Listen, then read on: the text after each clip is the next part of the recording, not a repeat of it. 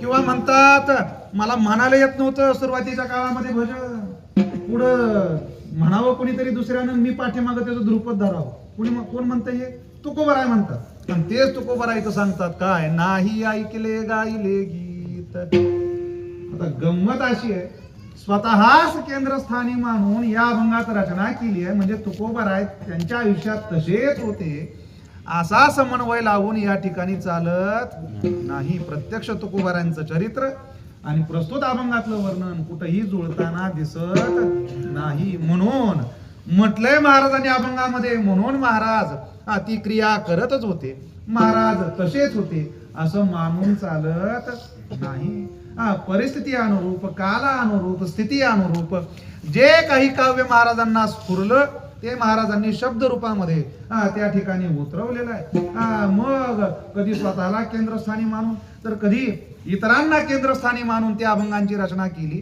मग याचा अर्थ असा नव्हे की स्वतःला केंद्रस्थानी मानलं महाराज त्यांच्या आयुष्यात तसेच होते, हे जसं आपण मानू शकत नाही. याच न्यायानं जो अभंग आपण कीर्तनाला या ठिकाणी घेतला, तर आता त्या अभंगातनं आम्हाला दिसत असलं, वाटत असलं की तुकोबाराय दान मागताय, म्हणताय हेच दान दे गा देवा, हेच दान पाहिजे ठणकावून म्हणणारे तुकोबाराय आम्हाला दिसतात नाही का. पण ते दान ठरत नाही का, कारण मागितलं ते का स्वतः करता मागितलं का, स्वतः करता का इनाम मागितलं, जडजवाहीर मागितलं, दागदागिने मागितले, शेतीवाडी मागितली, पैसा अडका मागितला, कपडा लत्ता मागितला, हे मागितलं का, स्वतः करता मागितलं का नाही. मागितलं कोणा करता, तुमच्या आमच्या करिता मागितलं. का बरं तुमच्या आमच्या करता मागण्याची गरज का पडली, आम्ही समर्थ आहे आमचं आम्हाला मागायला.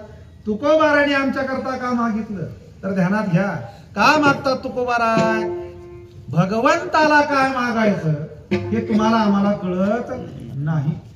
तुम्हाला आम्हाला भगवंताला शरण जाण्याची जी काही रीत आहे त्याची माहिती नाही, त्याच्या पुढे आपण काय प्रार्थना करावी याची कल्पना तुम्हाला नाही. आम्ही जातो त्या भगवंताच्या चरणावरती आमचं मस्तक ठेवतो, त्याची करुणा भागतो आणि त्याच्या पुढे आमच्या इच्छा प्रकट करायला सुरू करतो. काय देवा, अरे काय बाबा, यंदा म्हणले काय पाऊस, काय पाऊस, काय पाऊस, सगळा पाऊसच पाऊस नाही का, पाणीच पाणी सगळीकडे. मग अरे काय सगळं सोयाबीन हाताला आलेलं वाया गेलं नाही काय, झाडाला सगळं कोंब त्याला आलं. मग आता पुढच्या वर्षी अशी काही परिस्थिती येऊ देऊ नको, जरा चांगलं धान्य पिकू दे नाही का. देवाच्या पाया पडताना आम्ही मागावं, दुसऱ्या एखाद्याने यावं, त्यानं म्हणावं काय देवा, किती रे, किती कष्ट करावे, किती सोसावं नाही का, अहोरात्र धावतोय आपण, खिसा मात्र रिकामा, काय त्यात भर पडू दे की कुठनं तरी काय नाही का. तिसऱ्याने एखाद्याने यावं,